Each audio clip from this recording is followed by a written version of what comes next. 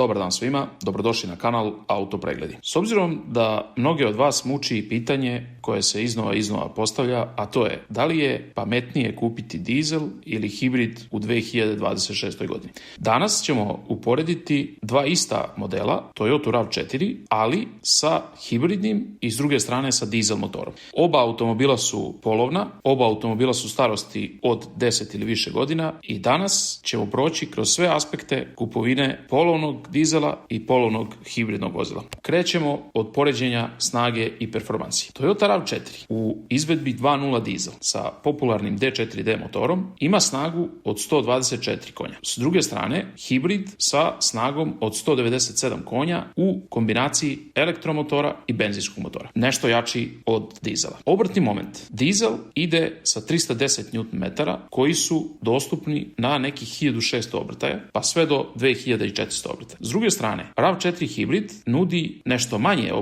obrtnog momenta, odnosno nekih okvirno 210 N u kombinaciji kada su i elektromotor i baterija u punom kapacitetu zajedno sa benzincem. Kada govorimo o ubrzanju, dizel ubrzava za nekih 10 sekundi. S druge strane, hibrid oko 8 sekundi. Ovo sad zavisi konkretno od opreme i nekih drugih detalja koji utiču na samu težinu vozila. S jedne strane imamo manuelca, 6 brzina, jednostavni menjač, a s druge strane imamo automatski e-CVT menjač. Kod oba modela su pogon na prednjoj osovini. Ovdje vidimo da je hibrid skoro 2 sekunde brži od 0 do 100, što se osjeti pri preticanju, iako je kubikaža veća. Međutim, ovdje nije baš sve kako stoji na papiru. Kod vožnje na magistralnom putu, dizel će vam dati osjećaj jačeg ubrzanja, iako brojke drugačije govore. Dizel sa svojim većim obrtnim momentom daje veći potisak kada vozilo se već kreće, dok kod hibrida u gradskoj vožnji imate daleko veće ubrzanje. On sa svojim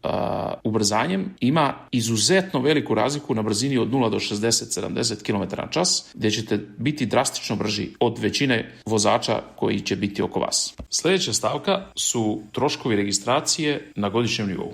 Ovdje, kao što znate, hibridni automobili su oslobođeni poreza na upotrebu motornog vozila, takozvanog poreza na luksuz. Iako je hibridni motor ima veću kubikažu i veću konjažu, on će imati nešto nižu cenu registracije. Cena registracije nije, kako je mnogi predstavljaju, jeftina. Ona je u konkretnom slučaju, da je poredite 2.0 dizel sa 124 konja i hibrid sa 197 konja, 2000 sa 2500 kubika, razlika će biti nekih 5 do 6.000. Odnosno, konkretno za hibridni model, registracija će se kretati negdje oko 33.000 dinara, dok dizel model će imati između 37 i 38.000 dinara. Otprilike 5.000 dinara manje bez tehničkog pregleda. To je deo koji ide u prilog hibridu i da možete ostvariti određene benefite u vidu nižih troškova na godišnjem nivou. Kada dođemo do potrošnje, prvo ćemo analizirati gradsku vožnju. Dizel u konkretnoj izvedbi trošit će između 7 i 8,5 litara. U pitanju je manuelni menjač, gdje ćete imati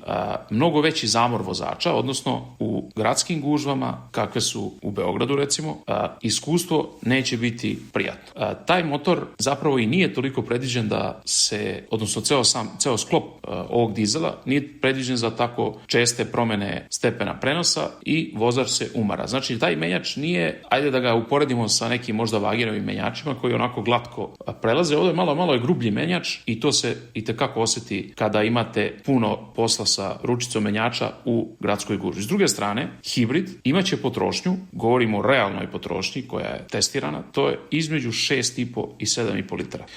e-CVT menjač će vam pružiti maksimalnu udobnost u stani kreni vožnji. Apsolutno neuporedivo osjećaj vožnje po gradskim gužvama. Ovdje bi svakako veliku prednost dao hibridu. Vožnja na otvorenom putu. Dizel je vrlo štedljiv na magistralnim putevima i njegova prosječna potrošnja će se kretati od 5 do 6 litara. Na autoputu, kada automobil prelazi 130 km, potrošnja će ići od 6,5 do 7 litara. Što je brzina veća, potrošnja će ići na nekih 140, oko 7,5 do 8 litara. Na magistralnim putevima hibrid će se ponašati slično. Biće vrlo umeren u potrošnji, nudit će tihu i glatku vožnju i sasvim solidne performanse. Ali kada dođemo do autoputa, tu se već osjeća razlika koju čini obrtni moment na strani dizela. Potrošnja kod hibrida skače, pa će tako hibrid na 120 na sat trošiti između 7,2 i 7,5, a na brzini od 140 km njegova potrošnja će biti između 8,5 i 9 litara na 100 km. Ovdje bi blagu prednost u vožnji na autoputu dao dizelu iz razloga što